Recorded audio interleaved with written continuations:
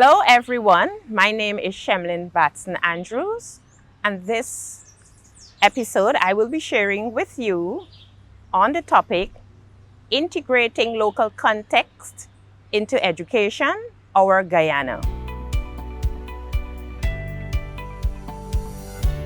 So if I may, before I get into the discussion of local context, because it's related to education, I must give you that little brief synopsis of education. So when we talk about education, we are more or less referring to that process where knowledge is imparted, abilities are being trained, and skills are developed. And because we educate our children, of course, it is important that we take into account the local context. Now, because we operate in a diverse society as Guyanese, it is imperative that our teachers take into account the local context in which our children, our students, our learners find themselves so that they can develop an appreciation for each other's culture and more or less live in mutual respect with each other.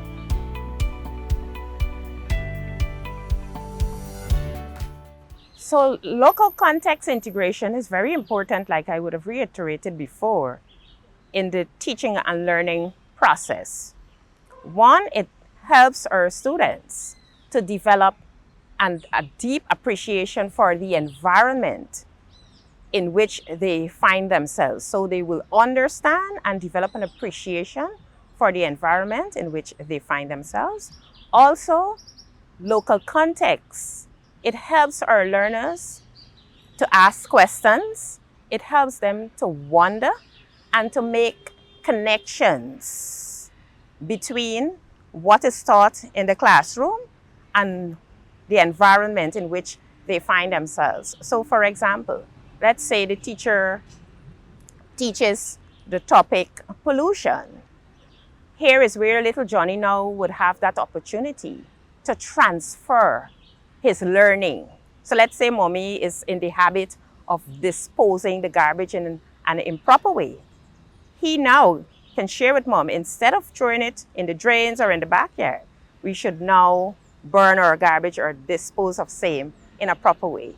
So it aids in transfer for learning.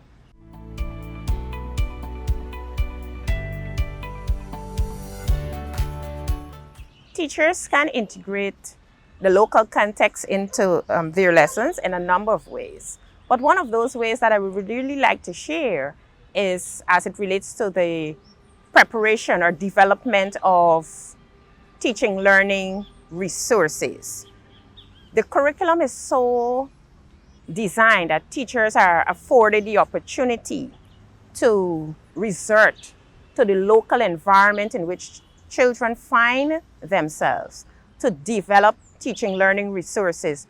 And what I like about it is that it is cost effective, it is inexpensive, and so accessible. So the children will value more what is being taught and what is available to them in their local context. Like for example, let's say we're teaching the topic volcano. And so our students can either use the sand to make the mound, and they can even use clay. They can develop paper mache, where they use materials right from within the environment. The grasses, to stick it on the mountain so that it has this real-like feature. It comes over real to us. And so that is one way in which we can promote local context within the teaching learning process. Also, we can also invite resource persons because we know that our classroom environment is diverse in nature. For example, we have students who speak indigenous languages. And so here is where sometimes the teacher is not au fait with the language. But of course, we can use the local context, a resource person, to treat with that educational need for that learner.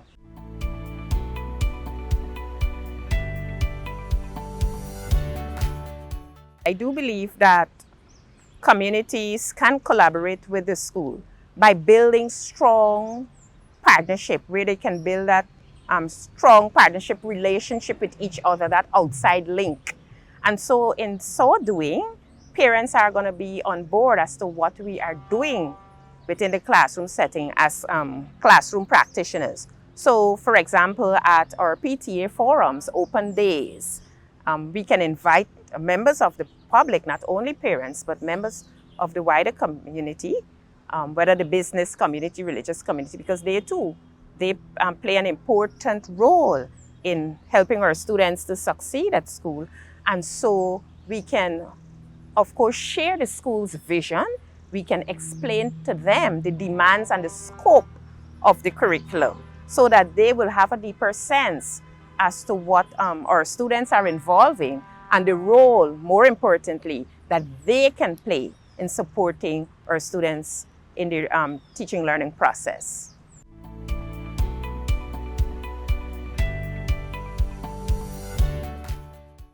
So if I may, more than ever, what I love about this curriculum, one of the things that is emphasized, the principle, is the principle of inclusivity.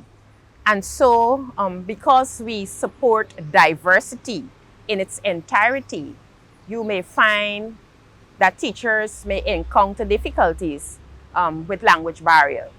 Of course, we have Spanish speakers within our class. We have learners who speak the indigenous languages and so forth.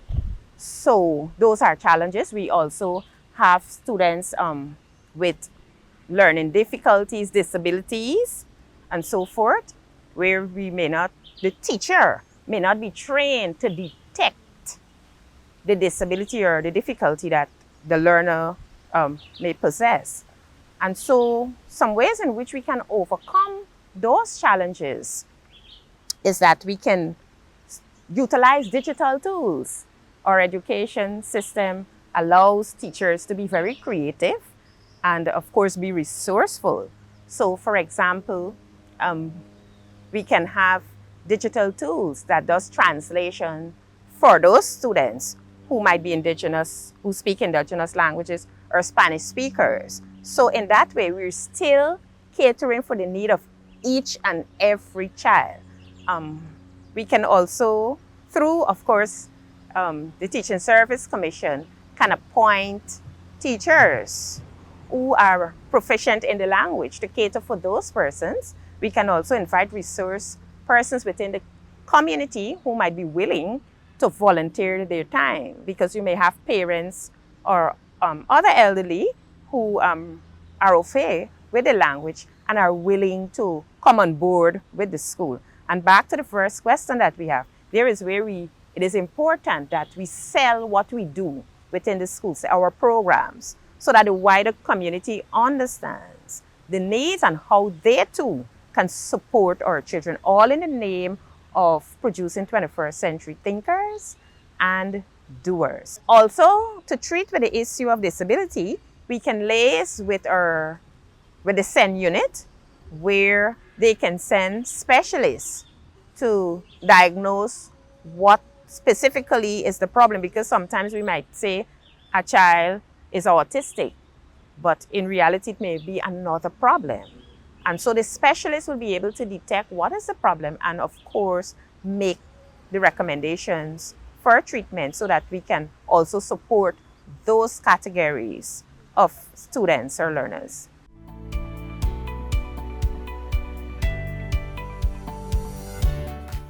So certainly I would like to congratulate our teachers for the awesome job that they have been doing with the renewed curriculum. Of course, based on my observation, I would have seen growth from where we were in terms of its implementation, and I'm proud of where we are so far. However, there is more work for us to do. I just would like to encourage our teachers that they understand the local context in which our children operate, so that whichever school they're serving, they can definitely meet the needs of those learners within those local settings, because local context, it's Guyanese, it speaks to our identity, and so In order for education to serve, one of its main purpose is that it must meet the needs of our local people. And that starts not at home only, but it continues at school.